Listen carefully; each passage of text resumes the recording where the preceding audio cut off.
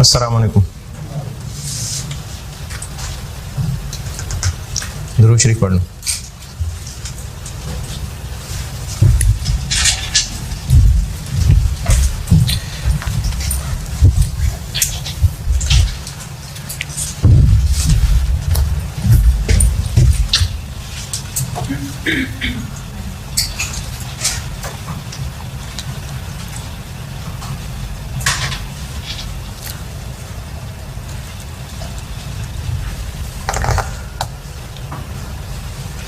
Cash settled मैंने start किया था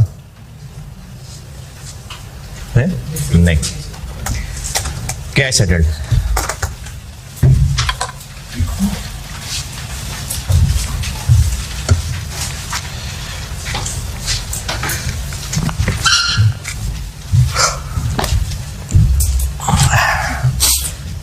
अच्छा 4 दिन बहुत होते हैं भूलने के लिए।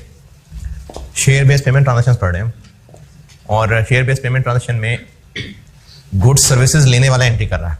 अच्छा, अब जो गुड्स सर्विसेज ले रहा है, जनरल क्राइटेरिया ये है कि जब गुड्स सर्विसेज मिलेंगी तो एंट्री होगी। एसेट या एक्सपेंस डेबिट, और अगर इक्विटी सेटल्ड है तो इक्विटी क्रेडिट, और अगर कैश सेटल्ड है तो लायबिलिटी क्रेडिट। लायबिलिटी क्यों क्रेडिट? क्योंकि कैश पे ये करना है, लायबिलिटी क्रेडिट। फिर इक्विटी सेटल्ड में आगे डिटेल ये पड़ी थी कि जो गुड्स सर्विसेज ली जा रही हैं उस अमाउंट से एंट्री होगी, और अगर उनकी फेयर वैल्यू नहीं पता तो फिर इक्विटी इंस्ट्रूमेंट ग्रांटेड की fair value. Equity instrument granted 3 चीजें थी, या तो शेयर्स फॉरन इशू हो जाएं, इक्विटी इंस्ट्रूमेंट ग्रांटेड हैं, शेयर ऑप्शंस फॉरन इशू हो जाएं, इक्विटी इंस्ट्रूमेंट ग्रांटेड हैं, या फिर शेयर्स या शेयर ऑप्शन इशू करने का वादा हो जाए तो वो जो वादा है वो पर्ची शेयर इक्विटी इंस्ट्रूमेंट ग्रांटेड है। फिर रिकग्निशन क्राइटेरिया ये था कि अगर तो फॉरन के फॉरन शेयर्स या फॉरन के फॉरन शेयर ऑप्शन इशू हो गई तो ये था कि इमीडिएटली वेस्ट। तो एक्सपेंस फॉरेन डेबिट, इक्विटी या शेयर इशू हो रहे हैं तो शेयर कैपिटल और share premium credit, share options issue हो रही हैं तो शेयर ऑप्शंस क्रेडिट, जैसे ही सर्विसेज मिली। लेकिन अगर नहीं फॉरेन इमीडिएटली। और दूसरा था कि वेस्टिंग कंडीशन है। वेस्टिंग कंडीशन 2 तरह की थी, सर्विस कंडीशन जिसमें एक टाइम लिमिट लगाई गई है, परफॉर्मेंस कंडीशन जिसमें एक टाइम लिमिट के साथ साथ परफॉर्मेंस भी है। अगर सर्विस कंडीशन है तो जितना सर्विस पीरियड है उस पर फैला देंगे एंट्री को, और अगर परफॉर्मेंस कंडीशन है तो फिर भी कोई ना कोई पीरियड तो होगा, उस पीरियड पे फैला देंगे। और इस सारे पीरियड में कैलकुलेशन में ये चीज बार बार चेक होती रहेगी कि कितने लोग फाइनली कामयाब होंगे, और उसका तरीका ये है कि हर साल के एंड पे हम अपडेटेड एस्टिमेट लेंगे उन लोगों का जो अल्टीमेटली कामयाब होने वाले हैं। फिर इसकी अमाउंट की बात की थी इक्विटी सेटल की, तो उसकी अमाउंट ये थी कि अगर तो गुड्स और फेयर वैल्यू सर्विसेज की पता है तो बस ठीक है, पता है। लेकिन अगर नहीं पता तो इक्विटी इंस्ट्रूमेंट ग्रांटेड की fair value, equity instrument granted की फेयर वैल्यू पता है तो बस ठीक है, पता है। लेकिन अगर नहीं पता तो फिर इंट्रिंसिक वैल्यू मेथड था। इंट्रिंसिक वैल्यू मेथड से पहले जितनी बात की उसमें किस दिन की इक्विटी इंस्ट्रूमेंट ग्रांटेड की फेयर वैल्यू, अगर एम्प्लॉय की सर्विसेज है तो ग्रांट डेट, और अगर कोई और गुड सर्विसेज है तो उस दिन की फेयर वैल्यू। और अगर इंट्रिंसिक वैल्यू है तो फिर हर ईयर एंड पे और फाइनली सेटलमेंट पे उसको अपडेट करेंगे, और जो गेन लॉस है वो भी P&L में, चाहे वो P&L में किसी और नाम से चला जाए, चाहे एम्प्लॉय कॉस्ट के नाम से चला जाए। फिर उसके बाद मॉडिफिकेशन की थी। मॉडिफिकेशन में या तो एम्प्लॉय खुश होगा या कंपनी खुश होगी।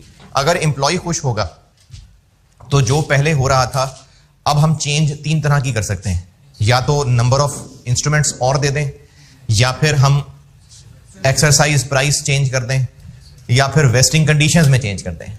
अगर एक्सरसाइज प्राइस चेंज कर दी तो जो पहले हो रहा था वो वैसे ही होता रहेगा, जो उस वक्त मॉडिफिकेशन डेट पे प्राइस चेंज हुई है उसका इफेक्ट अब ऑनवर्ड एक्सपेंस बनेगा। लेकिन अगर इंस्ट्रूमेंट्स और बढ़ा दिए तो जितने इंस्ट्रूमेंट्स और बढ़ा दिए, जो पहले चल रहा था वो चलता रहेगा, और जितने इंस्ट्रूमेंट्स अब और बढ़ा दिए तो उस दिन से लेके उनकी उस वक्त की fair value over the period expense बन जाएगी। और अगर वेस्टिंग कंडीशंस में चेंज कर दी तो जो हमने पहले ओरिजिनल टोटल लिया हुआ था अब उसकी जगह पर रिवाइज्ड वाला यूज कर लेंगे। लेकिन अगर एम्प्लॉय खुश नहीं है तो फिर अगर एक्सरसाइज प्राइस बढ़ानी है तो कोई लिफ्ट नहीं कराएंगे, पीरियड बढ़ाना है तो कोई लिफ्ट नहीं कराएंगे, और अगर नंबर ऑफ इंस्ट्रूमेंट्स उससे वापस लेने हैं तो कैंसिलेशन की तरह ट्रीट करेंगे। कैंसिलेशन क्या थी? अगर तो कैंसिलेशन हो रही है बस तो इक्विटी इंस्ट्रूमेंट जितना एक्सपेंस अभी बनना था पहले वो सारा का सारा फॉरेन एक्सपेंस बन जाएगा, और इक्विटी इंस्ट्रूमेंट ग्रांटेड का जो अब अपडेटेड बैलेंस है वो रिटेन अर्निंग को ट्रांसफर हो जाएगा। लेकिन अगर सेटलमेंट भी हो रही है तो फिर equity instrument debit, cash credit. अब जितना कैश दिया जा रहा है अगर वो उस वक्त की फेयर वैल्यू से ज्यादा है तो जितना ज्यादा है वो P&L, और अगर कैंसिलेशन है और रिप्लेसमेंट है, नए इंस्ट्रूमेंट्स इशू कर रहे हैं, तो फिर क्या होगा? तो मुझे भी भूल गया। तो पुराने वाले कैंसिल हैं? नहीं, पुराने वालों की हम ऐसे अकाउंटिंग करेंगे जैसे मॉडिफिकेशन की कर रहे थे। बस फर्क सिर्फ इतना पड़ेगा कि वो जो हम लोगों ने मॉडिफिकेशन डेट पे फेयर वैल्यू लेनी थी, अब वो फेयर वैल्यू लेते हुए जो पैसे दिए जा रहे हैं उस ओरिजिनल की फेयर वैल्यू में से वो पैसे माइनस कर लेंगे और फिर नई पर्ची और उस पुरानी पर्ची की डिफरेंस को हम फेयर वैल्यू मजीद एक्सपेंस कहेंगे। ये अब तक पढ़ा था और इसके प्रैक्टिस क्वेश्चन भी जितने मैंने कराए थे वो आईएएस की ओरिजिनल एग्जांपल्स, उनको बस सवालों की शक्ल दिया हुआ था। Page number 10, cash settled. Cash settled की मिसाल ऐसे है कि हमने एम्प्लॉइज को कहा कि तुम्हें देंगे तो कैश ही, लेकिन 2000 शेयर्स की 4 साल बाद जितनी कीमत होगी उतना तुम्हें कैश मिल जाएगा। एम्प्लॉय को कैश ही देना है, लेकिन कितना कैश देना है वो अमाउंट अभी नहीं तय की। उस अमाउंट को लिंक कर दिया गया शेयर की प्राइस के साथ। यानी इक्विटी सेटल्ड होता अगर एम्प्लॉय को कहते कि 4 साल नौकरी कर लो तो तुम्हें बाद में हम 2000 शेयर दे देंगे, इक्विटी सेटल्ड है। और अगर एम्प्लॉय को कह रहे हैं कि तुम 4 साल नौकरी कर लो फिर 2000 शेयर्स की जो मार्केट वर्थ होगी उसके बराबर तुम्हें कैश दे देंगे, तो ये कैश सेटल्ड हो जाएगा। लेकिन इस आईएएस में इसलिए फॉल करेगा क्योंकि लिंक वो शेयर्स के साथ कर रहा होगा। ये था कैश सेटल्ड। अब इसके अंदर तकरीबन वैसी सी ही अकाउंटिंग है जैसे इंट्रिंसिक वैल्यू में थी। यानी जो हम सर्विसेज या गुड्स ले रहे हैं अगर तो वो फौरन के फौरन मिल गई और फौरन के फौरन कैश देना, अच्छा कैश फौरन देना नहीं, कैश तो शायद कुछ दिन बाद ही देना होगा, लेकिन मजीद कोई मेहनत नहीं लेनी उससे, तो उसको कहा जाएगा वेस्ट इमीडिएटली। तो फौरन के फौरन एक्सपेंस डेबिट और लायबिलिटी क्रेडिट। लेकिन अगर बिल्कुल वो इक्विटी की तरह कुछ वेस्टिंग कंडीशन हुई, बिल्कुल वही है, तो फिर ओवर द पीरियड। लेकिन इसमें और इक्विटी सेटल्ड सादे वाले में फर्क यह है, बिल्कुल वही वेस्टिंग कंडीशंस हैं, लेकिन इसमें और सादे वाले इक्विटी वाले में फर्क सिर्फ इतना है कि जो सादा वाला इक्विटी इंस्ट्रूमेंट ग्रांटेड था उसमें वैल्यू कौन सी लेते थे? वही पहले दिन वाली, उसको बार बार अपडेट नहीं करते थे। लेकिन कैश सेटल्ड में बार बार अपडेट किया जाएगा, हर साल के एंड पे भी अपडेट किया जाएगा और फाइनली सेटल करते हुए भी अपडेट किया जाएगा। बाकी सारी बातें वही इक्विटी सेटल जैसी हैं, over the period, wasting condition, service condition है कि परफॉर्मेंस कंडीशन है। अगर परफॉर्मेंस कंडीशन है तो मार्केट वाली है या अदर है। अगर मार्केट वाली है तो उसका इस्तेमाल सिर्फ फेयर वैल्यू निकालने में होगा, और अगर सादी सर्विस कंडीशन है तो जो टाइम पीरियड है उस पर फैला देंगे। अगर परफॉर्मेंस कंडीशन है अदर देन मार्केट कंडीशन तो एक्सपेक्टेड पीरियड पे फैला देंगे। बिल्कुल सारा कुछ वही है जो इक्विटी सेटल में पड़ा था। फर्क सिर्फ इतना है कि कैश सेटल में हर ईयर एंड पे भी और फाइनली सेटलमेंट डेट पे भी फेयर वैल्यू को अपडेट करना है। और वहां पर एक्सपेंस डेबिट और इक्विटी इंस्ट्रूमेंट ग्रांटेड कर रहे थे, यहां पर एक्सपेंस डेबिट और लायबिलिटी क्रेडिट कर रहे होंगे। पेज 10 सारा पढ़ लें, पेज 10 सारा पढ़ लें। ये जो पहली ही लाइन में शेयर एप्रिसिएशन राइट्स लिखे हुए हैं, मिसाल ये वही है जो मैंने भी बताया था कि एम्प्लॉय को हमने एक पर्ची लिख दी कि अब तुम्हारा हक है कि इतने अरसे मेहनत करने के बाद शेयर्स की जितनी कीमत होगी उतना तुम्हें कैश मिल जाएगा। इस कैश देने के वादे, इस कैश देने की पर्ची को शेयर एप्रिसिएशन राइट्स कहते हैं।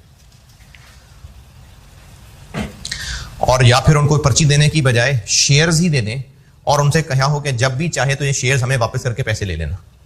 तो ग्रांटिंग शेयर्स यानी शेयर्स ही दे देना, दैट आर रिडीमेबल।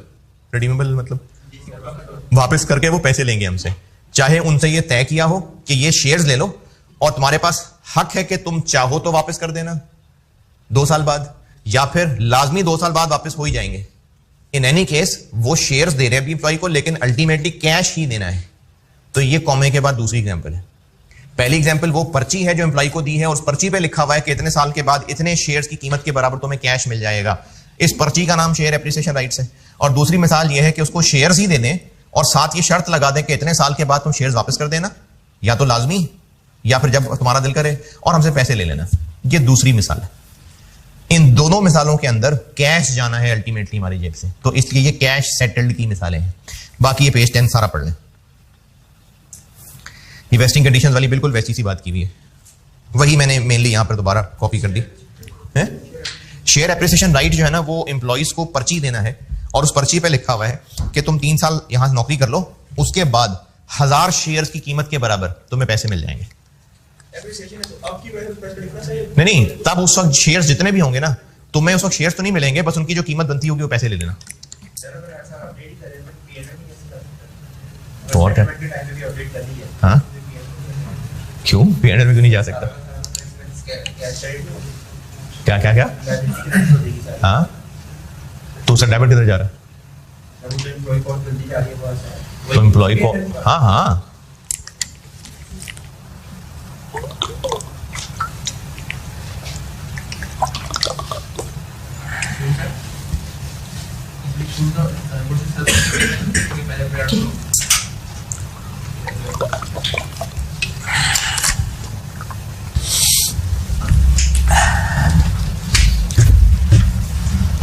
अच्छा, इसमें गुड्स एंड सर्विसेज की फेयर वैल्यू नहीं देखेंगे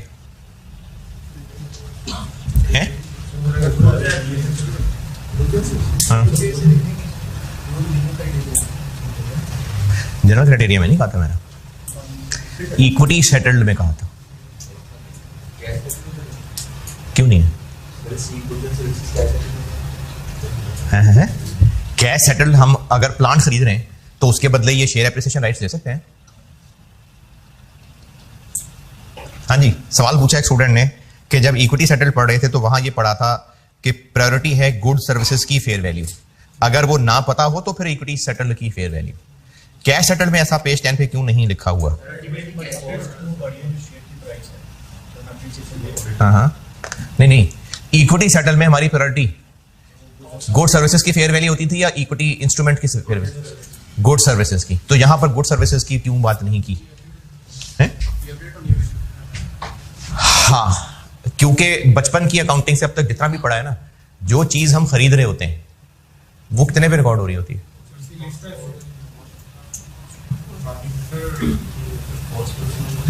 क्या होती है कॉस्ट है? जितना हमारे पास से जाना होता है, fair value of consideration given. ये बचपन से अकाउंटिंग जो भी पढ़ी आपने, IAS 2 है, IAS 16 है, 38 है, कोई भी चीज खरीदते हुए हम अपनी कॉस्ट उसको कहते हैं कि हम क्या पे कर रहे हैं। तो अभी हमारी जेब से कैश जाना है। अच्छा, वहां पर गुड सर्विसेज की फेयर वैल्यू को प्रेफर क्यों किया था इक्विटी इंस्ट्रूमेंट ग्रांटेड से? क्योंकि हमारी जेब से पैसे नहीं जाने होते थे, हमारी जेब से पैसे नहीं जाने होते थे। और इक्विटी इंस्ट्रूमेंट की फेयर वैल्यू इतनी कोई ज्यादा हम प्रेफर इसलिए नहीं करते थे क्योंकि वो तो अदर मार्केट फैक्टर्स की वजह से प्राइस कम ज्यादा हो सकती है। देखिए मेरी बात दोबारा सुने, जब हम गुड सर्विसेज ले रहे हैं तो उनकी कॉस्ट, बचपन की बात कर रहा हूं, वो होनी चाहिए कि हम पे क्या कर रहे हैं उसके लिए। अगर हम एक फ्रिज खरीद रहे हैं, मार्केट में 50,000 का मिलता है, हमें 52,000 का मिल रहा है, तो हम 52 के रिकॉर्ड करेंगे क्योंकि हमारे पास से 52 जा रहा है। जब शेयर्स वाली ट्रांजैक्शन आ गई, इक्विटी इंस्ट्रूमेंट ग्रांटेड, तो फिर हमने अगर इक्विटी इंस्ट्रूमेंट ग्रांटेड की फेयर वैल्यू को प्रेफर कर लिया तो वो मार्केट के हालात की वजह से भी तो कम ज्यादा हो सकती है, तो इसलिए वो सही पिक्चर रिफ्लेक्ट नहीं कर रही होगी। और पैसे तो नहीं ना जेब से जाने, तो इसलिए प्रेफरेंस होती है कि जो मिल रहा है उसकी फेयर वैल्यू। नहीं पता तो इक्विटी इंस्ट्रूमेंट की फेयर वैल्यू लेते हैं। लेकिन अब कैश सेटल्ड में हमारी जेब से कैश जाना है, तो जब जाना ही कैश है तो फिर वही प्रेफर होना चाहिए कि हमारे पास से क्या जाना है। तो इसलिए कैश सेटल्ड के अंदर गुड सर्विसेज की फेयर वैल्यू का मसला नहीं है, जितने पैसे जाने हैं वो। पेज 10 सारा पढ़ लें, फिर सवाल देखते हैं। ये वेस्टिंग कंडीशंस वाली वही बातें छापी हुई मैंने।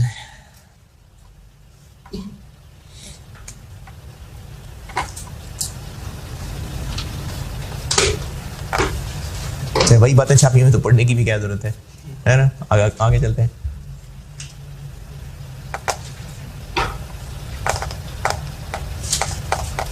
सर, अगर हम गुड्स एंड सर्विसेज की फेयर वैल्यू मेजर कर सकते हैं और इक्विटी इंस्ट्रूमेंट की, तो हमें इस तरह नहीं करना चाहिए कि दोनों की वैल्यू इक्विटी सेटल्ड पूछ रहे हैं ना, तो दोनों की मेजर करें और जो डिफरेंट है उसे P&L में लिखें। इस तरह हम एसेट की वैल्यू को ओवरस्टेट भी तो कर सकते हैं। अगर इक्विटी सेटल्ड इंस्ट्रूमेंट वो इक्विटी इंस्ट्रूमेंट की वैल्यू को ध्यान है। ओवरस्टेट से क्या मुराद है? एसेट की वैल्यू ओवरस्टेट से क्या मुराद है? तो हमने कुछ गुड्स या कुछ पीपी लिया है, उसकी वैल्यू है 100, लेकिन हम तो जब उसकी वैल्यू है तो फिर है, लेकिन तो हम इक्विटी इंस्ट्रूमेंट ग्रांट कर रहे हैं, वो कर उसकी वैल्यू बढ़ गई 110, तो हमें शेयर कैपिटल में 110 का ऐड करना चाहिए, ऐसा 100 से टेबल वो 10 P&L में लेके। क्यों ऐसा क्यों? वही तो पूछ रहा हूँ, क्यों? शेयर इशू करेंगे, हाँ, उसके लिए 110। नहीं तो जब भी कंपनी शेयर इशू करती है तो उसको अपनी बुक्स में अकाउंट फॉर उस वैल्यू पे करती है जो उन शेयर्स की मार्केट वर्थ है। जब भी शेयर इशू होंगे उनकी अकाउंटिंग उसी पे होगी जो उसकी मार्केट वर्थ है। नहीं, वो तो साथ प्रीमियम भी आ सकता है, लेकिन जब भी कंपनी शेयर इशू करेगी तो शेयर कैपिटल क्रेडिट और शेयर प्रीमियम क्रेडिट उतने पे होना चाहिए जितनी मार्केट वैल्यू। बचपन की अकाउंटिंग में कभी राइट शेयर इशू की अकाउंटिंग पड़ी तो राइट शेयर्स कितने से एंट्री होती है? Cash debit, share capital credit, share premium credit, कितने से? हाँ, तो मार्केट वैल्यू को तो हम लिफ्ट ही नहीं करा रहे होते ना वहां। तो इक्विटी की मार्केट वैल्यू को खास लिफ्ट नहीं कराई जाती। ये वैसे थोड़ा सा जल्दी हो गया सवाल, मैंने आपको IAS 32 पढ़ाना है, बल्कि आप IAS 32 नाम क्या लेना है, फाइनेंशियल इंस्ट्रूमेंट्स पढ़ाना है, वो बहुत मिक्सचर है सारा कुछ, तो उसमें ये बात होगी। लेकिन खैर है, अभी बता देता हूं, बाद में पता नहीं याद रहेगा ना याद रहे, क्योंकि ऐसी एक एक्स्ट्रा सी बात है। एक सवाल पूछा है स्टूडेंट ने कि जब इक्विटी इंस्ट्रूमेंट ग्रांटेड इशू कर रहे हैं गुड सर्विसेज के अगेंस्ट, तब भी हम गुड सर्विसेज की फेयर वैल्यू को क्यों प्रेफर कर रहे हैं, क्यों ना इक्विटी की फेयर वैल्यू को प्रेफर कर लें? तो इक्विटी की फेयर वैल्यू कभी भी हमारा मकसूद नहीं होता, क्योंकि अगर हमने बैलेंस शीट में क्या क्या होता है, 3 चीजें, एसेट्स, लायबिलिटीज और इक्विटी। मुख्तलिफ स्टैंडर्ड्स में एसेट्स को फेयर वैल्यू पे अपडेट करवाया जा रहा होता है, कभी रिवैल्यूएशन मॉडल के नाम पे, कभी फेयर वैल्यू मॉडल के नाम पे, कभी फाइनेंशियल इंस्ट्रूमेंट्स पढ़ेंगे हम तो उसमें फेयर वैल्यू हो रही होती है। मुख्तलिफ लायबिलिटीज के स्टैंडर्ड्स भी उनको कहीं ना कहीं अपडेट करवा रहे होते हैं, प्रेजेंट वैल्यूज निकलवा रहे होते हैं। अगर इक्विटी की भी फेयर वैल्यू निकालना शुरू कर दें तो वो बैलेंस शीट टैली नहीं रहेगी। क्यों नहीं टैली रहेगी? क्योंकि तीनों चीजें अपने अपनी सिमत में जा रही होंगी, तो बैलेंस शीट टैली कैसे रहनी है? तो इक्विटी की डेफिनेशन ही यही होती है, डेफिनेशन नेट एसेट्स, कि जो बचा वो इक्विटी है। तो अब एसेट्स और लायबिलिटीज पे अपने अपने आईएस लगते हैं और जो बचता है वो इक्विटी होती है, क्योंकि एसेट्स के ऊपर आईएस लगा रहे होते हैं, फेयर वैल्यू अपडेट हो रही होती है, रिवैल्यूएशन सरप्लस क्या है, इक्विटी है। फेयर वैल्यू अपडेट हो रही होती है, फाइनेंशियल इंस्ट्रूमेंट्स की फेयर वैल्यू रिजर्व, इक्विटी है। तो इसलिए इक्विटी को नहीं हम फेयर वैल्यू पे अपडेट करने की कोशिश करते, वरना तो बैलेंस शीट आउट हो जानी है। तो इसलिए इक्विटी इंस्ट्रूमेंट को फेयर वैल्यू पे अपडेट करना को प्रेफरेंस नहीं है, वो तो मजबूरी हो गई थी पिछले दफा कि गुड सर्विसेज की फेयर वैल्यू नहीं पता चल रही, तो अब क्या करें, मजबूरन इक्विटी इंस्ट्रूमेंट की फेयर वैल्यू लेते हैं, वरना इक्विटी इंस्ट्रूमेंट ग्रांटेड की फेयर वैल्यू लेना प्रेफरेंस नहीं होती, वरना बैलेंस शीट आउट हो जाएगी।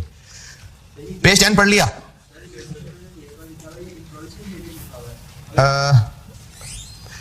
मेनली एम्प्लॉय से रिलेटेड ही होता है।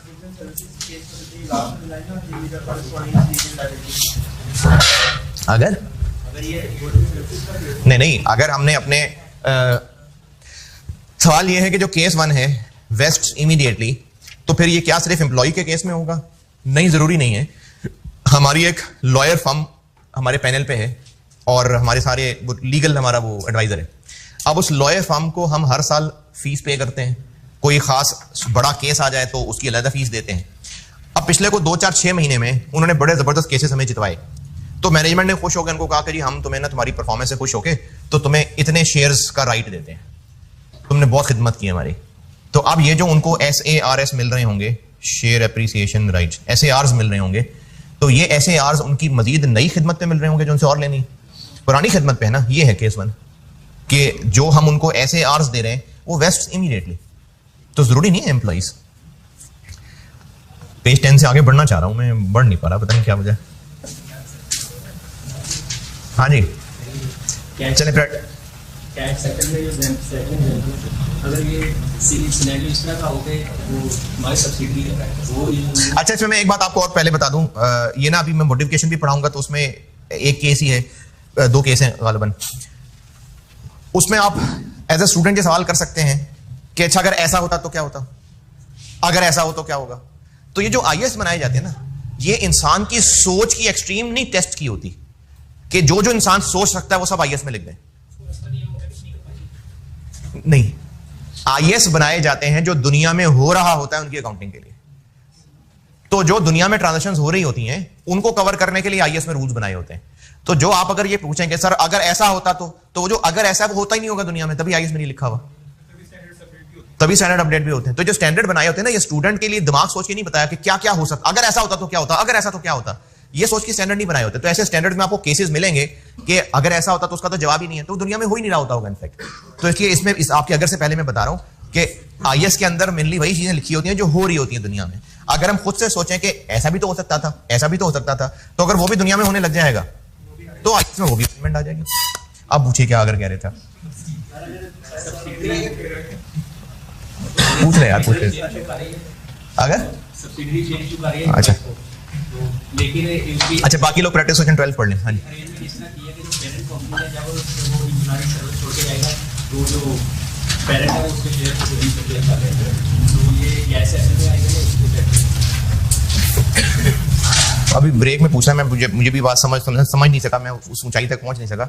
अभी ब्रेक में पूछना हो सकता है आप एक सॉलिड बात कर रहे हैं, अगर मैं समझ पाया तो मैं बाकी से भी जरूर शेयर कर लूंगा। अभी ब्रेक में पूछ लेना। प्रैक्टिस क्वेश्चन 12 पढ़ लें, बल्कि पढ़ के लें, कर लें, आप लोग कर लें, क्योंकि बिल्कुल ये इक्विटी की तरह है, ओवर द पीरियड फैलाना है। बस फर्क सिर्फ इतना है कि जो क्लोजिंग बैलेंस में हम वो ब्रैकेट में रुपए ले रहे होते थे,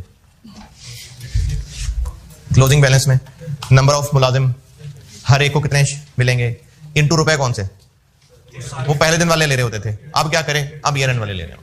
जिस तरह बिल्कुल इंट्रिंसिक वैल्यू वाला सवाल सॉल्व किया था, बिल्कुल वैसे ही होगा। क्वेश्चन 12 आप लोग ही कर दें, प्रैक्टिस क्वेश्चन 12 आप लोग अभी कर दें।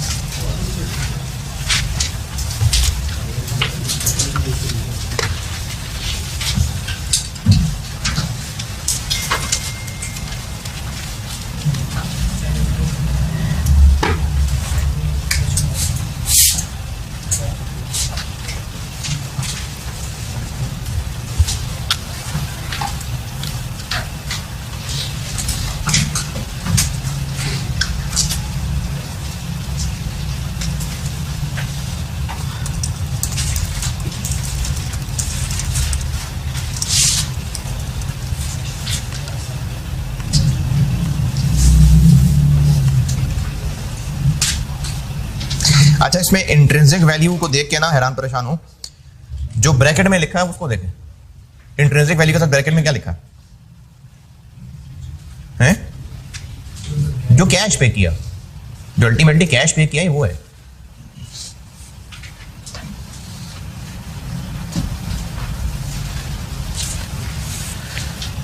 क्या हमेशा इंट्रिंसिक वैल्यू पे होगी? नहीं, कोई भी फार्मूला लिखा हो सकता है।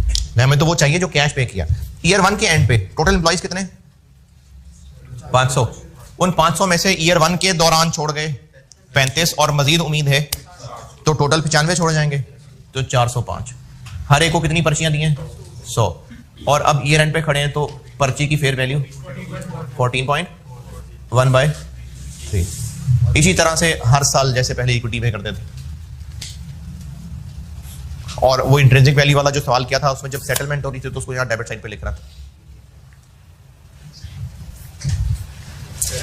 क्वेश्चन 12 पूरा है? नहीं, जब फाइनली सेटल होगा, जैसे तीसरे साल में कुछ एम्प्लॉइज ने कैश ले लिया तो लायबिलिटी डेबिट कैश क्रेडिट कितने से? बात इंट्रिंसिक की नहीं है, बात यह जितना कैश दे रहे हैं, तो वो कैश कितना दे रहे हैं वो हमने उनसे पर्ची पे फार्मूला तय किया हुआ है कि जो उस वक्त की इंट्रिंसिक वैल्यू होगी वो कैश देंगे।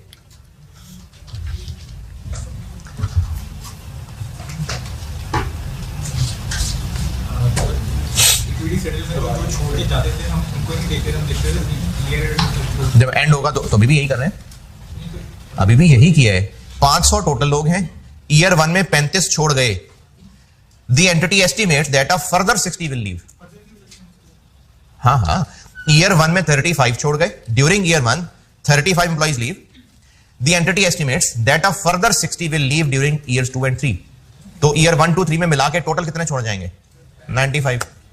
95 ना, तो 500 में से 95 माइनस कर दी। अब भी हम यही रहे हैं कि एंड पे कितने कामयाब होंगे। ईयर 2 गुजरा, ईयर 1 में कितने छोड़ गए थे? 35। ईयर 2 में मजीद छोड़ गए, तो 2 साल में 75 तो छोड़ गए। एंटिटी एस्टिमेट्स के तीसरे साल में 25 और छोड़ जाएंगे, 100। तो ईयर 2 की कैलकुलेशन करते हुए हम 400 लोग ले रहे होंगे।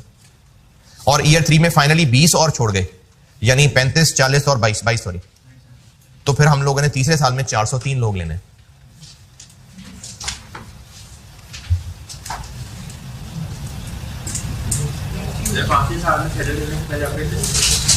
करेंगे वो यही नहीं, 5वें साल के एंड पे वो तो सेटल हो गया ना सारा, वही वाला 25 रुपए। ईयर 1 में सीडी कितना आ गया? 1944। यही बन गया एक्सपेंस, ये बन गया ईयर 2 का बीडी, ईयर 2 का सीडी। अब कितने लोग हैं ईयर 2 के एंड पे? एक्सपेक्टेड 400 इंटू 100 पर्चियां, और अब ईयर एंड पे फेयर वैल्यू है 15.5 इंटू 2/3। 413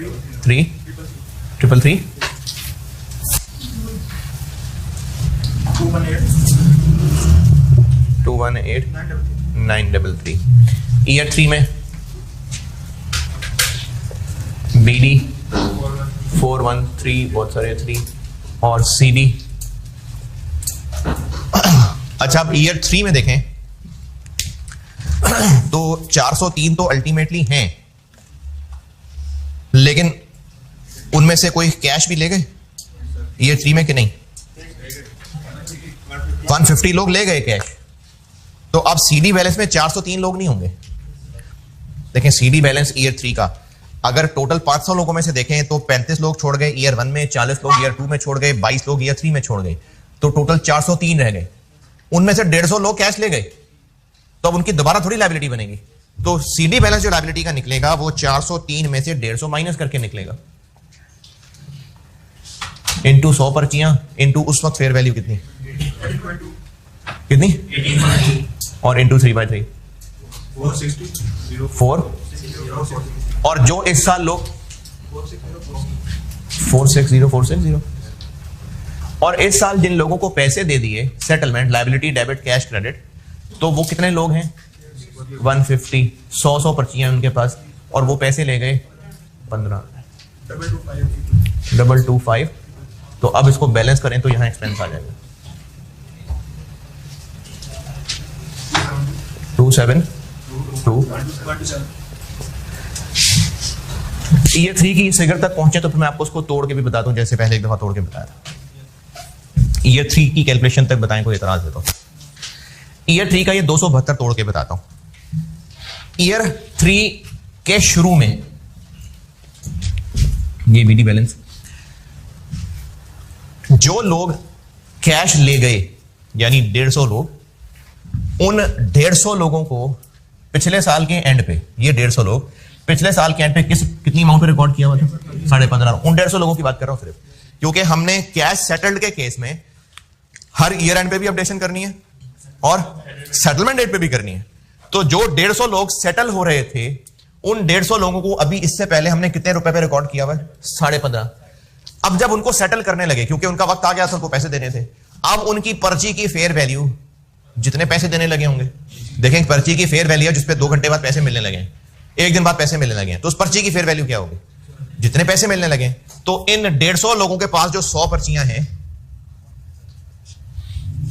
उनको अभी पिछले साल के एंड पे कितने रुपए पे रिकॉर्ड किया हुआ है? अब उसको 15 पे अपडेट करना है, तो 0.5 का गेन आ गया ना, ये आ गया गेन 70।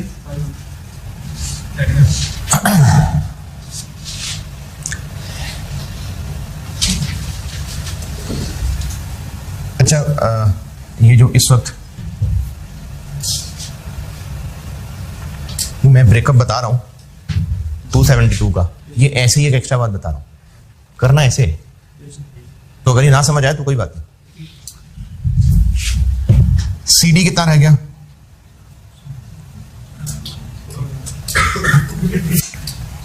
कितने लोग हैं? 253। तो 253 लोग इनटू 100, पहले कितने पे रिकॉर्डेड है? 15 पॉइंट, अब उनको 18.2 पे लाना है, 2.7, कितना बना? 6831, बस यही है, ये गेन है, ये मजीद लायबिलिटी बननी है, कितना बना? 60। तो ये 272 तो नहीं आ रहा, ये क्या हुआ? एक्सपेंस फॉर द ईयर भी तो आना है ना, उधर 2/3 था, अब वो 1 साल का और एक्सपेंस भी तो आना है, तो वो और एक्सपेंस भी डलेगा, तो फिर ये सब मिला के 272 बनेगा। मैं तो आपको सिर्फ ये एक्स्ट्रा गेन लॉस वाली बात बता रहा हूं, यानी पहले तो हमने उनको 18.2 नहीं, इनका एक्सपेंस 15.5 पे अपडेट करना है, नहीं सॉरी 15 पे अपडेट करना है, और इनका एक्सपेंस जो है वो 18.2 पे अपडेट करना है, फिर ये गेन लॉस उससे टैली करेगा।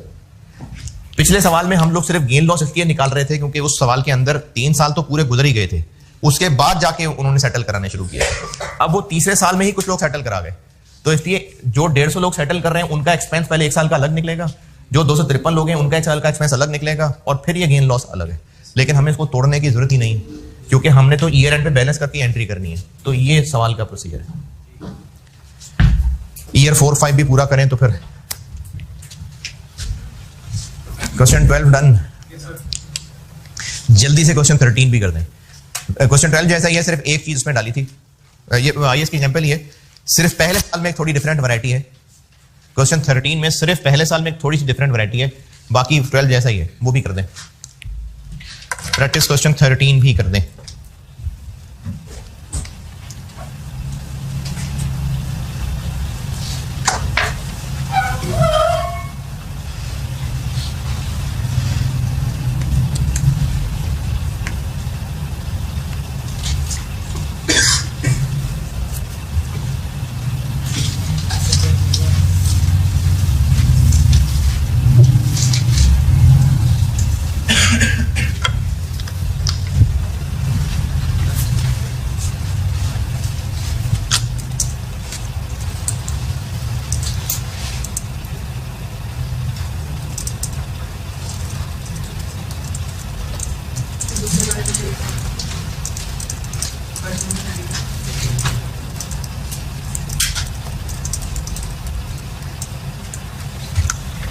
क्या जी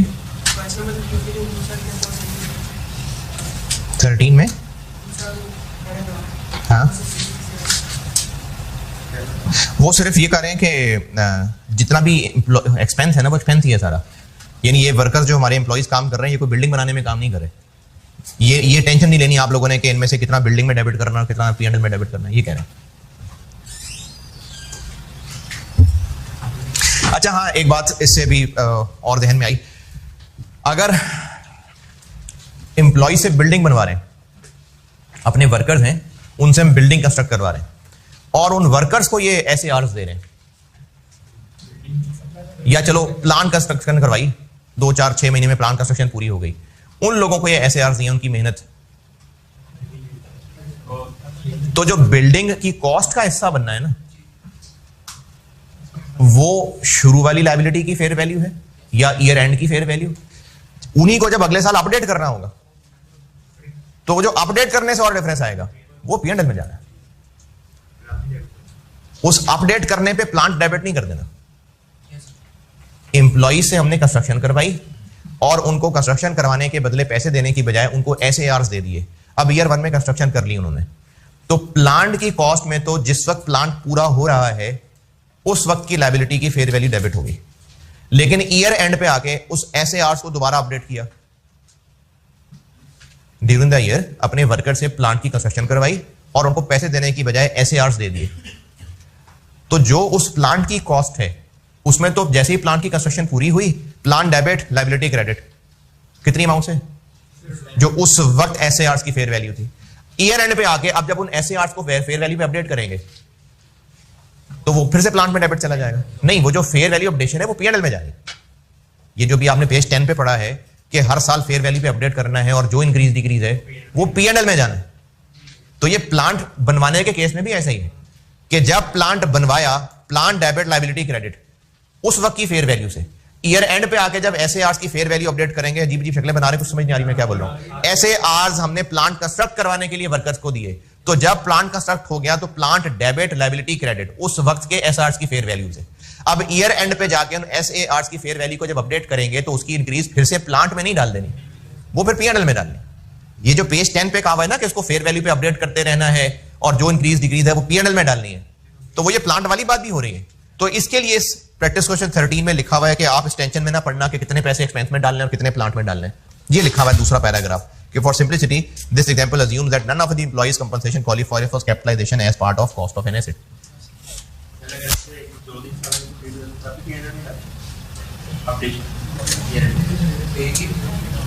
नहीं, फिर तो अगर प्लांट की कंस्ट्रक्शन ही 2-3 साल में हो रही है तो अच्छा, वैसे सिर्फ एम्प्लॉइज के जो पैसे हैं उसमें उनको SR देने ना, पूरे प्लांट की कंस्ट्रक्शन में मटेरियल डिटेल तो अलग चीज है ना। तो जो एम्प्लॉइज को हो रहा है वो हर साल के एंड पे हम प्लांट डेबिट लायबिलिटी क्रेडिट करने लगेंगे, क्योंकि अगर 3 साल पे फैला हुआ है तो फिर तो हर साल के एंड पे आके एंट्री करनी हुआ करेगी। तो अब वो जो पहले साल के एंड पे एंट्री की होगी प्लांट डेबिट लायबिलिटी क्रेडिट, अगले साल जाके पहले उसको फेयर वैल्यू पे अपडेट करना, वो P&L में जाना, और वो जो अगले साल वाला हिस्सा है वो प्लांट में जाना। प्रैक्टिस क्वेश्चन 13 कर लें तो फिर मैं आऊं।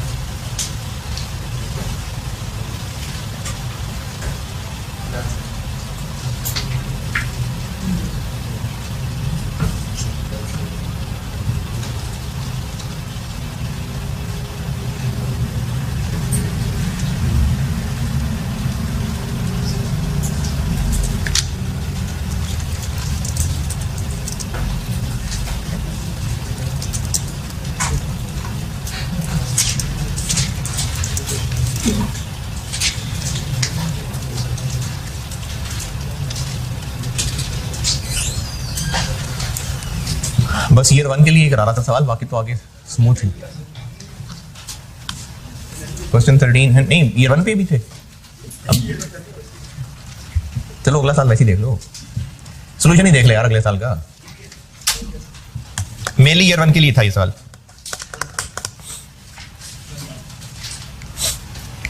क्यों 0 है ईयर 1 में? क्योंकि ईयर 1 का बेस्ट एस्टीमेट यही है कि इनमें से किसी ने पास नहीं होना।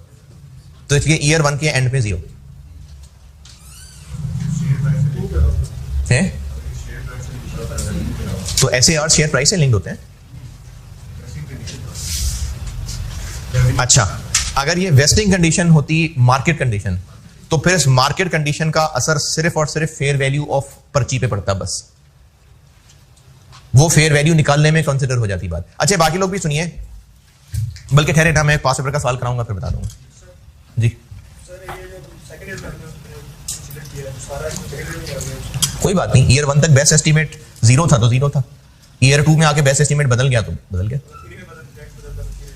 तो तीनों साल का इकट्ठा 3 में आता, कोई बात नहीं, क्योंकि हम हर साल के एंड पे बेस्ट एस्टीमेट ले रहे हैं। Practice question 13 done. Done. Page number 11 पे आ जाए, page number 11। Modification to the terms and conditions that changes its classification.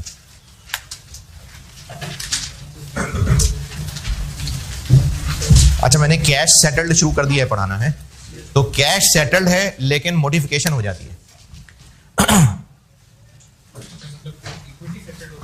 जी जी बिल्कुल, कैश सेटल्ड था और उसमें मॉडिफिकेशन हो गई।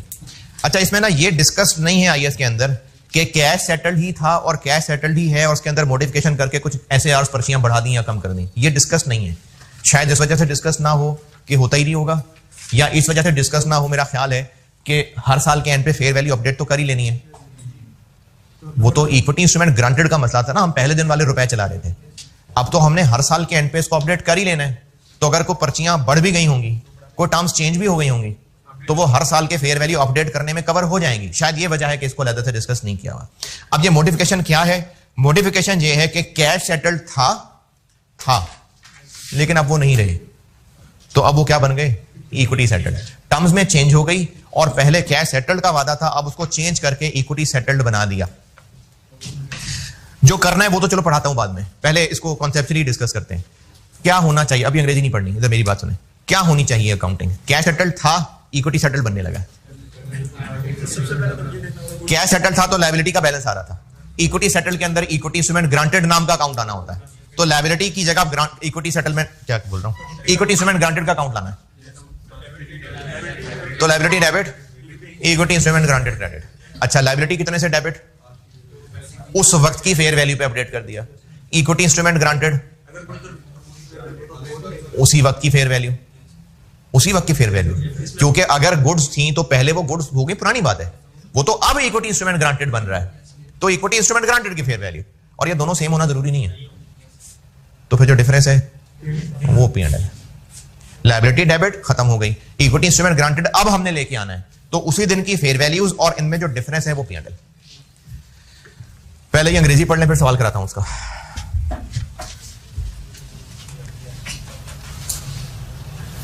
ये मॉडिफिकेशन की अंग्रेजी सारी पढ़ लें, पॉइंट 1 भी पढ़ लें और पॉइंट 2 भी पढ़ लें। पॉइंट 2 अलग से जिक्र था तो मैंने भी अलग पॉइंट बना दिया, ट्रीटमेंट दोनों में एक ही है।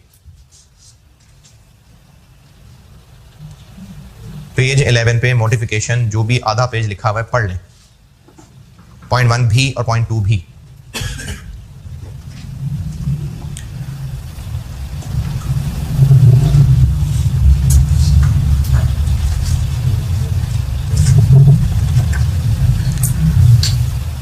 और शायद ये बात समझ ना आई हो, it is recognised to the extent, तो वो भी सवाल के साथ समझा देता हूं।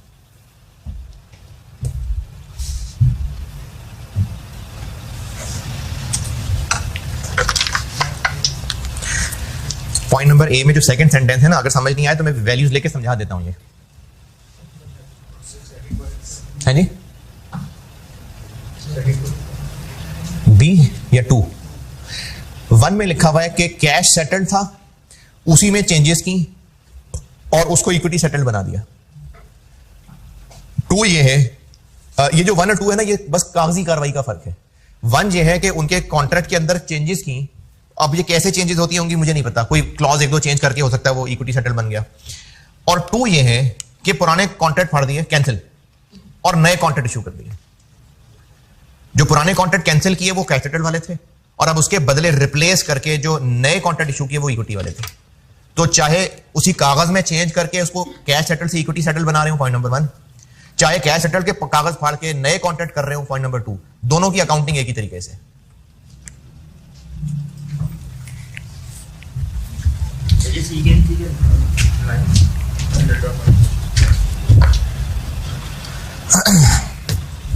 बताता हूं, ये ए के अंदर जो टू दी एक्सटेंट वाली बात है वो समझिएगा। ईयर 1 एंड हुआ तो लायबिलिटी बनाई कि 300 लोग हैं, हर एक को 100 पर्चियां दी हुई हैं और उस पर्ची की फेयर वैल्यू 20 रुपए है और पहला साल एंड हो गया, ये किया होगा। फिर ईयर 2 एंड हो गया। ईयर 2 के एंड पे एक तो हमने इन 300 लोगों की 100 पर्चियों के ये रुपए अपडेट किए 24 रुपए और इंटू 2/3।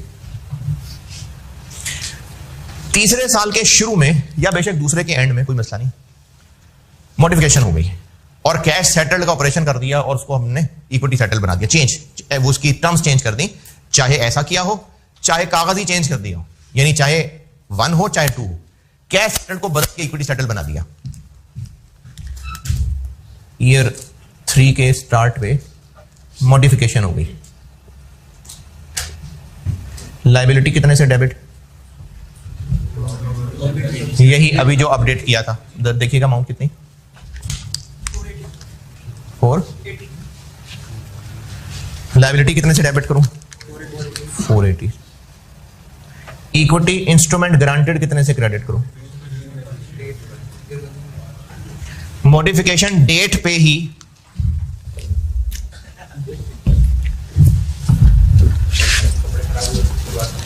कल भी होने लगे थे, बल्कि कल भी परसों भी हुए हैं। मुझे इसमें रेड कलर मार्कर जाना बड़ा पसंद है, छोड़ता नहीं मैं इसको। इक्विटी इंस्ट्रूमेंट ग्रांटेड कितने से क्रेडिट? ये नजर नहीं आ रहा यहां? अच्छा, 300 लोग, 100 पर्चियां इनटू उस वक्त की फेयर वैल्यू लेट से 27 इनटू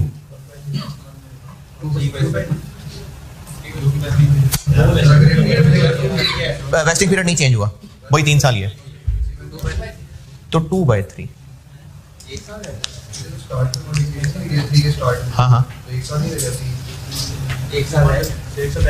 जितनी सर्विसेज हमें मिल गई हैं, हमने उनकी अब तक लायबिलिटी बनाई हुई थी, उस लायबिलिटी को उनकी अब तक इक्विटी में कन्वर्ट किया है। तीसरे साल की तो सर्विस मिलनी है ना, अभी जो अब तक सर्विसेज हमें मिल चुकी थी उनकी लायबिलिटी को उनकी इक्विटी में कन्वर्ट किया है, तो इसलिए इक्विटी की फेयर वैल्यू लेते हुए भी 2/3। ये ए में लिखी हुई अंग्रेजी है, to the extent of goods and services received. अब इसका जो डिफरेंस है वो P&L में जाएगा।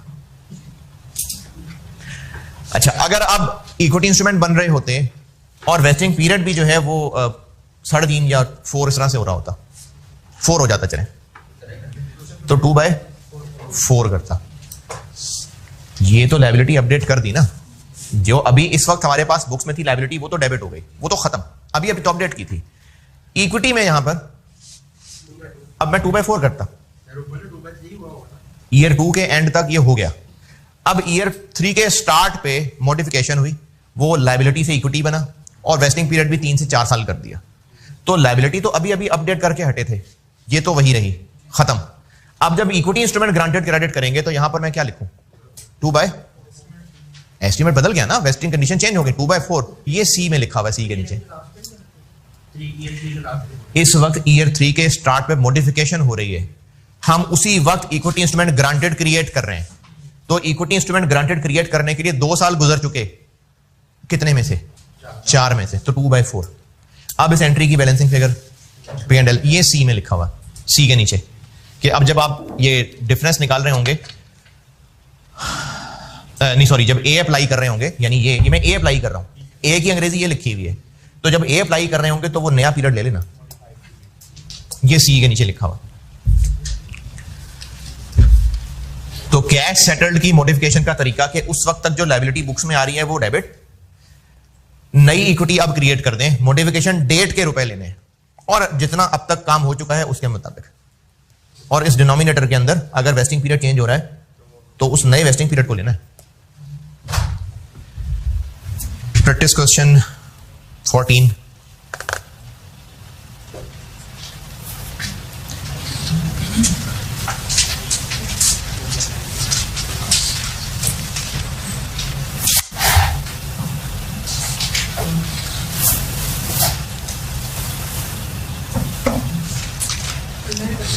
मैं ही करता हूं, पढ़ लें, मैं कर देता हूं। प्रैक्टिस क्वेश्चन 14 पढ़ लें, मैं करता हूं,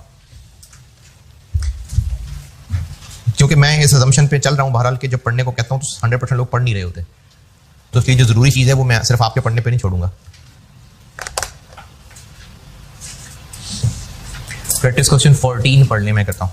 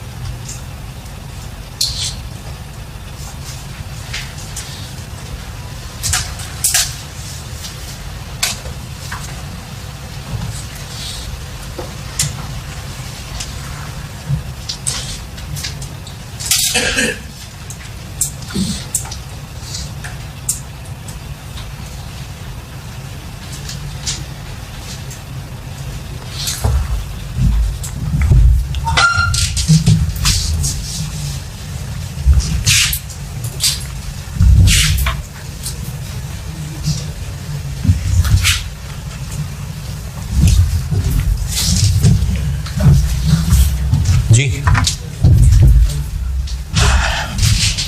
अच्छा, एग्जांपल्स की तरह इंग्लिश अगर थोड़ी सी मुश्किल भी लग रही होती है तो ये असल में ओरिजिनल आईएएस की एग्जांपल्स होती है, इसलिए थोड़ी सी मुश्किल इंग्लिश होती है। आई कैप के सवाल चूंकि लोकल बंदा बनाता है तो उसकी इंग्लिश भी तो आपके जैसी ही होती है, तो इसलिए ये जो इतनी मुश्किल इंग्लिश अगर लग रही होती है तो ये ओरिजिनल आईएएस की एग्जांपल्स हैं। प्रैक्टिस क्वेश्चन क्या कर रहा हूं 14। ईयर 1 के एंड पे लाइबिलिटी चलाता हूं। ईयर 1 के एंड पे सीडी कितना रख लें, 100 लोग हैं इनटू 100 पर्चियां। अच्छा, ईयर 1 का मतलब है 2017, तो 31 दिसंबर 17 पे रुपए कितने, 10, 1/4। वो सब में सवाल एग्जांपल है ना, वो तो मैंने इसको शक्ल दी होती है सवाल की। कितनी, 25,000। तो ईयर 1 का एक्सपेंस बन गया 25,000, यानी 2017। 2018 मतलब ईयर 2, बीडी आ गया 25,000। अच्छा, अब सीडी तो चलो खैर है, सीडी कह देता हूं, वरना हम इसको अभी बदल के लायबिलिटी से इक्विटी बनाने लगे, लेकिन खैर है, कैलकुलेशन ही तो कर रहे हैं। अब 2018 के एंड पे मॉडिफिकेशन हो रही है, तो पहले एंड तक लायबिलिटी निकाल तो लें, फिर स्विच करेंगे। अब जब 18 के एंड पे लायबिलिटी निकालेंगे, 100 लोग, 100 पर्चियां, और 31 दिसंबर 18 पे उस पर्ची की फेयर वैल्यू 12 रुपए इंटू 2/4, 60,000, और एक्सपेंस बन गया 35। ईयर 2 के एंड तक लायबिलिटी तो बनाएं, उसके बाद फिर उसको इक्विटी में स्विच करेंगे। ये ईयर 1 और 2। ईयर 1 का एक्सपेंस 25,000, ईयर 2 का एक्सपेंस 35,000। अब 31 दिसंबर 18 पे ही लायबिलिटी खत्म होने लगी है, 60,000, और इक्विटी इंस्ट्रूमेंट ग्रांटेड आने लगा है।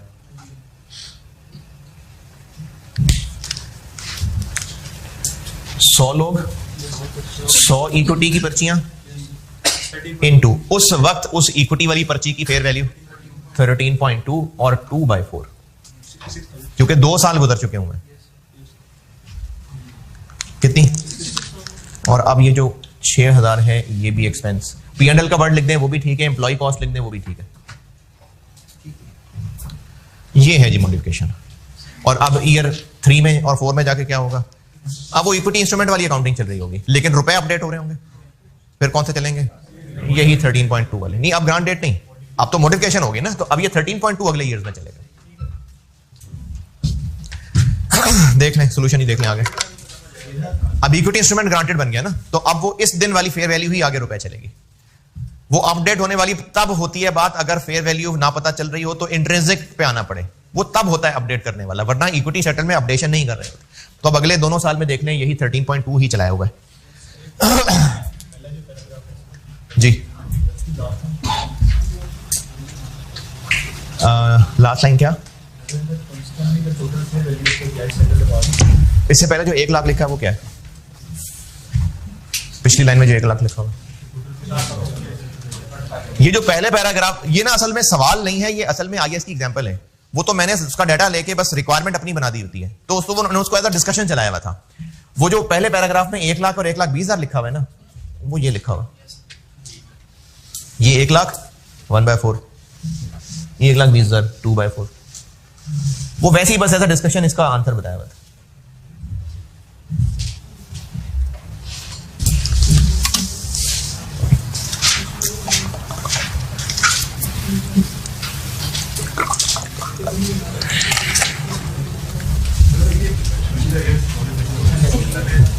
तो फिर वो हाँ जी, अगर ये मॉडिफिकेशन 31 दिसंबर 18 के बजाय 1 जुलाई 18 होती तो फिर हम उन पहले 6 महीने लायबिलिटी वाली अकाउंटिंग करते, फिर वो 1.5/4 करके, और फिर हम अगले साल की अकाउंटिंग इक्विटी इंस्ट्रूमेंट वाली करते, यानी ये 2 की जगह 1.5 आ जाता। Practice question 14 done. पेज 11 पे वापस, नहीं अभी ब्रेक नहीं, पेज 11 पे 3 हेडिंग्स हैं, मिड में आ जाएं। Share based payment transactions with a net settlement feature for withholding tax obligation. जैसे मैं भी पहले कह रहा था कि आईएएस जो बनाए होते हैं ना, वो ये सोच सोच के नहीं बनाए होता है कि अगर ऐसा होता तो क्या होता, अगर ऐसा होता तो क्या होता। जो दुनिया में होता है उसको बस उन्होंने अकाउंट फॉर करने का तरीका बताया होता है।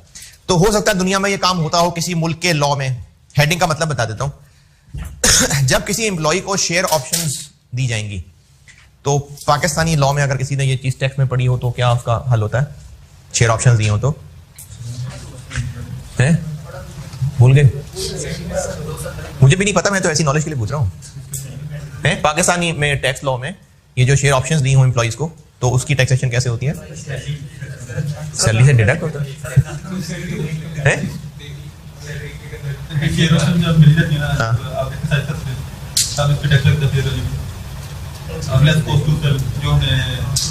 फाइनली जब वो वेस्ट हो जाती है, जब शेयर ऑप्शन मिल जाती है, या जब एक्साइज होती है। अच्छा, और वो जितनी अमाउंट है वो उस वक्त टैक्स। हो सकता है किसी मुल्क में ऐसा होता हो कि जब एम्प्लॉइज को शेयर ऑप्शंस दी और उस पर टैक्स भी बनना था, तो गवर्नमेंट ने कहा हुआ था कि इन पे जितना टैक्स बनता है आपने वो हमें अभी कैश जमा करा देना है। एम्प्लॉइज को शेयर ऑप्शंस दी और वो शेयर ऑप्शंस एम्प्लॉय के लिए इनकम है, तो हो सकता है उस मुल्क की टैक्स गवर्नमेंट कहे कि इस एम्प्लॉय को जितना बेनिफिट दे रहे हैं उसकी एक अमाउंट निकालें, वो भी उसी वक्त की, और उसका जो टैक्स बनता है वो आप हमें अभी जमा कराएं, नॉर्मली कैश में। गवर्नमेंट थोड़ी शेयर देंगे, गवर्नमेंट को तो कैश देंगे। अब ये विदहोल्डिंग टैक्स है, विदहोल्डिंग टैक्स। एम्प्लॉय को तो सैलरी कैश में देनी होती है, तो उसमें से कैश काट के गवर्नमेंट को और बाकी कैश एम्प्लॉय को देते हैं। अब तो एम्प्लॉय को देने ही शेयर ऑप्शंस थी, अब उन शेयर ऑप्शन में से फाड़ के कैसे कैश दे रहे हैं?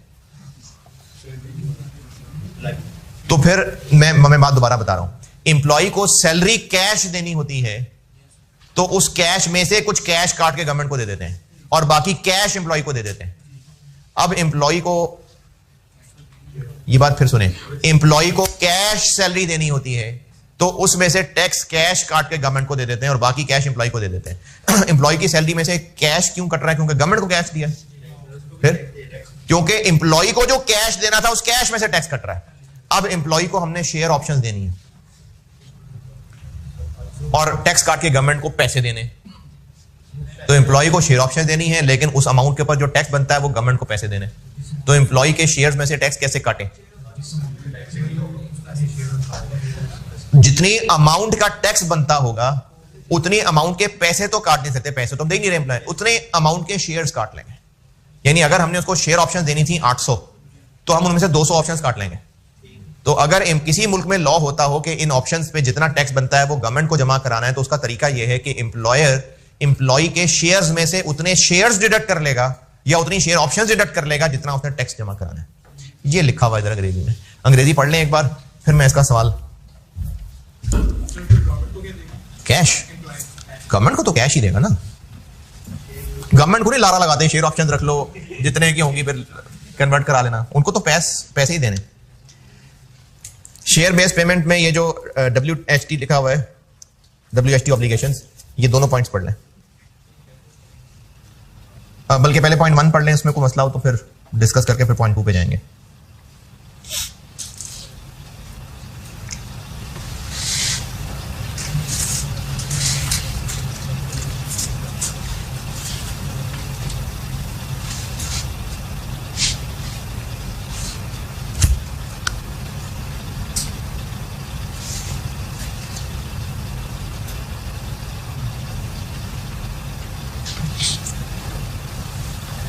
हाँ जी, सिर्फ पॉइंट 1 पढ़ के मैंने कहा। अच्छा, इसमें ना मैं फिर वही बात कर रहा हूं बार बार कि आईएएस में लोगों की सोचें सोच सोच के नहीं लिखा होता, जो हो रहा होता है वो लिखा होता है। तो ये बात ही तब है अगर एम्प्लॉय के साथ हमने ये एग्री किया हुआ है कि हम तुम्हारे शेयर्स काटेंगे, ये बातें ही तब है। अगर एम्प्लॉय के साथ एग्री किया हुआ कि जितना टैक्स बनता है, गवर्नमेंट ने क्योंकि हमसे पैसे मांगे हैं तो पैसे तुम दोगे हमें, तो वो पैसे दे देगा तो ठीक है, फिर पैसे दे देगा, फिर ये काम नहीं करेंगे। देखिए, अगर एम्प्लॉय का जो भी टैक्स बनता है वो गवर्नमेंट को जमा कराना है, अगर तो उस एम्प्लॉय के साथ हमारे कॉन्ट्रैक्ट में लिखा हुआ है कि हम तुम्हारे शेयर्स में से काटेंगे ये चीज, तो फिर ये काम है। अगर ये लिखा होता कि जितने पैसे देने हैं वो तुम कैश जमा करा देना, हम गवर्नमेंट को दे देंगे कैश, फिर पैसे एम्प्लॉय से लेके गवर्नमेंट को दे देंगे, फिर ये वाला काम नहीं है। ये वाला काम ही तब है जब एम्प्लॉय के साथ ऐसा कुछ एग्री हुआ है। ये सब पॉइंट 1 में लिखा हुआ है। अच्छा चल, वो भी सवाल के साथ देखते हैं। पॉइंट नंबर 2,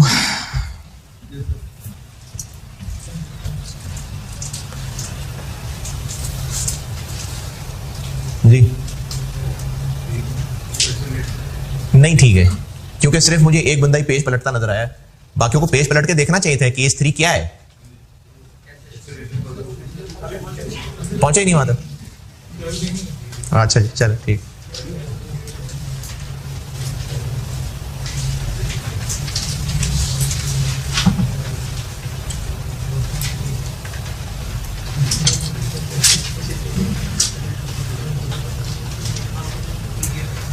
ये किस पॉइंट की बात हो रही है?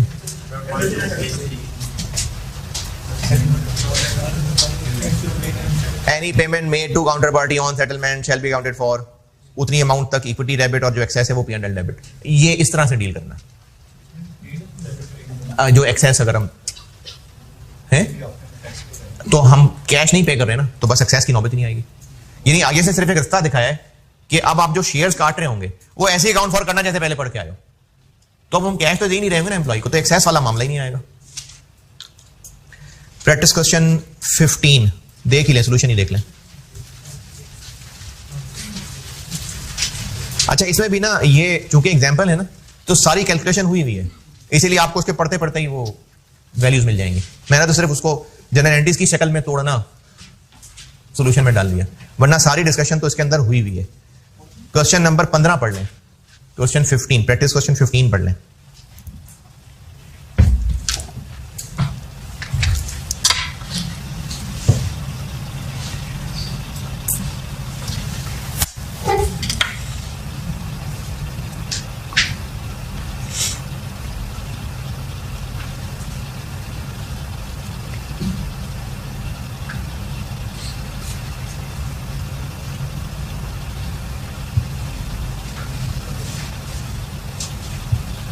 सवाल पढ़ लें यार।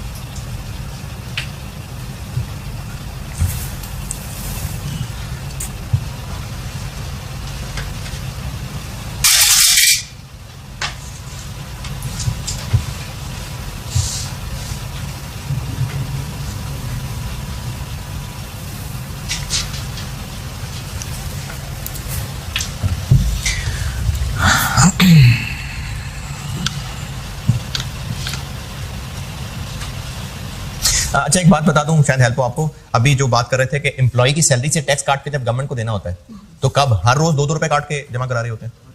फिर जब सैलरी देने का टाइम आता है। इसी तरह जब एम्प्लॉय को शेयर ऑप्शन देते हैं उस वक्त वो एम्प्लॉय की टैक्सेबल इनकम में शामिल होती है। तो इसलिए जो गवर्नमेंट को टैक्स जमा कराना है हर साल थोड़ा थोड़ा जमा कराना है।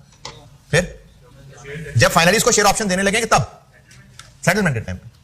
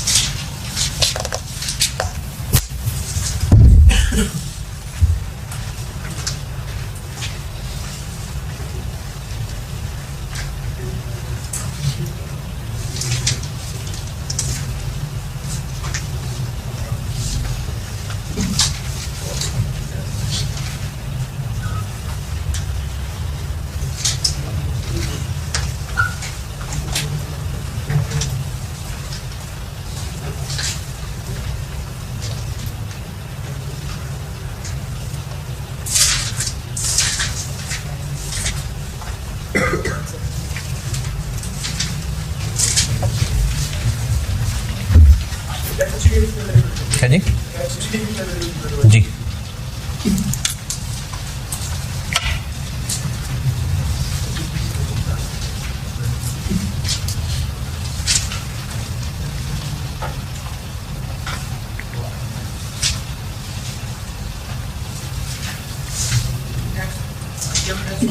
है?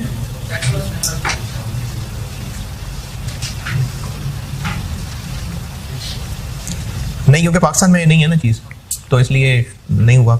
लेकिन आईएएस में लिखा हुआ है इसलिए हो सकता है टेस्ट। जैसे इफ्रिक 14 है, अब वो पाकिस्तान में बेशक नहीं है एमएफआर, लेकिन सिलेबस का हिस्सा है, हो सकता है टेस्ट।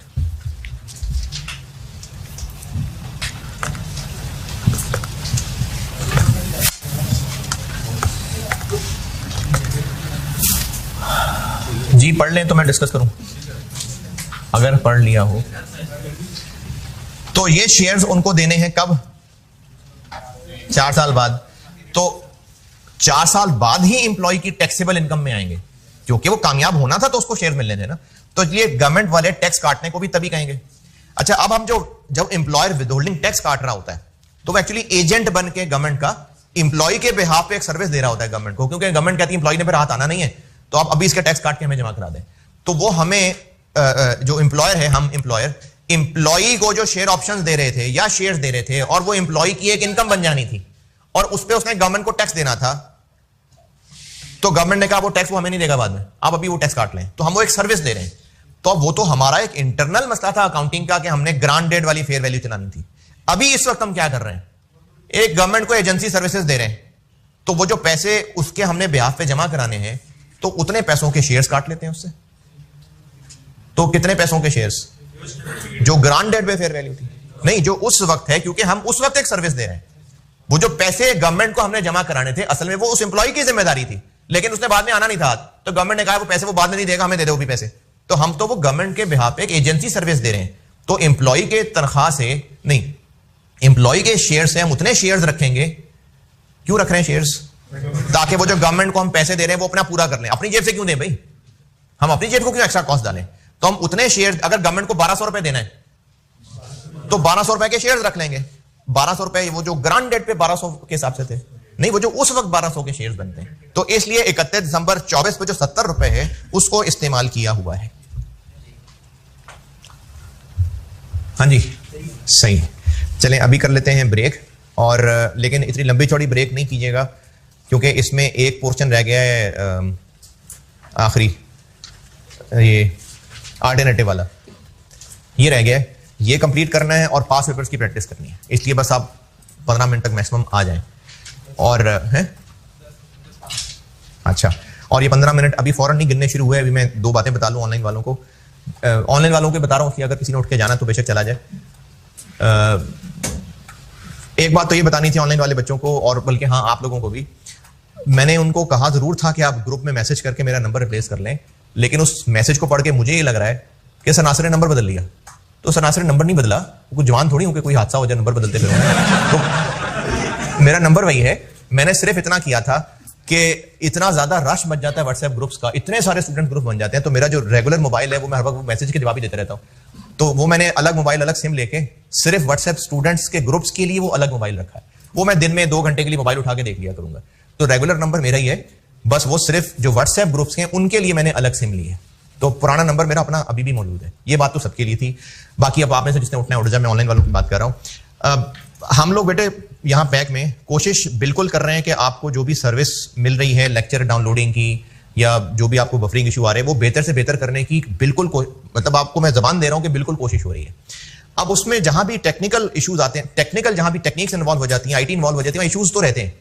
अब उसमें आप लोगों से गुजारिश ये है कि जैसे एक दफा ना वो घर में बच्चे कंप्यूटर यूज कर रहे थे तो वो शॉर्ट सर्किट हुआ, वो कंप्यूटर का प्लग उड़ गया और सारी घर की लाइट बंद हो गई।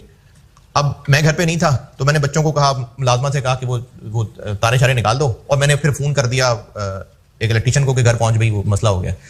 मुझे खुद नहीं याद रहा ये बच्चों को कहना कि पहले ऊपर ब्रेकर तो चेक कर लो, वो तो नहीं डाउन हो गया। अब वो इलेक्ट्रिशियन अपने काम छोड़ के, बल्कि मैं उन दिनों के बाद में हज पे गया था। अब मैंने किसी को कहा, फिर उन्होंने किसी को कहा, फिर वहां से बंदा पहुंचा। अब जब बंदा पहुंचा, इलेक्ट्रिशियन का काम छोड़ के पहुंचा होगा, तो पता लगा तो ब्रेकर ही डाउन था। तो अगर वो बच्चे ही ब्रेकर ऊपर कर लेते तो बिजली चल जानी थी। तो आप लोग ना जब शोर मचा देते ना ग्रुप के अंदर कि लेक्चर नहीं चल रहा, ये हो गया वो हो गया, तो ग्रुप में एक तसल्ली मच जाती है। अब उससे लगता है कि पता नहीं क्या हो रहा है।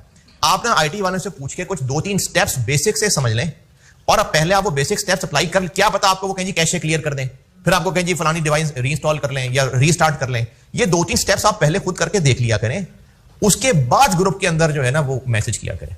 आप पहले ही मैसेज जब ग्रुप में शोर मचा देते हैं तो उससे फिर बाकी लोगों को भी लगता है अच्छा मसला हो रहा है, और मसला हुआ नहीं, हाँ मसला हो रहा है, वो वैसे बाकी 2-4 लोग मैसेज छोड़ देते हैं कि हाँ जी मसला हो रहा है, हाँ जी मसला हो रहा है। हाँ, तो इसलिए आप लोग ना पहले खुद से 2-3 स्टेप्स लेके चेक कर लिया करें, उसके बाद कोई इशू हो तो जरूर ग्रुप में कहा करें। और बाकी मैंने कहा कि बेहतरी हो रही है, अभी भी अगले वीक में भी बेहतरी और हो जाएगी, सर्वर और अरेंज किया है तो बेहतरियां हो जाएंगी इंशाल्लाह। बेहतरी की कोशिश हो रही है, बस आप लोग रोला डालने से पहले 2-3 स्टेप्स चेक कर लिया करें, फिर रोला डाला करें। ठीक है जी, लेक्चर 25 डन।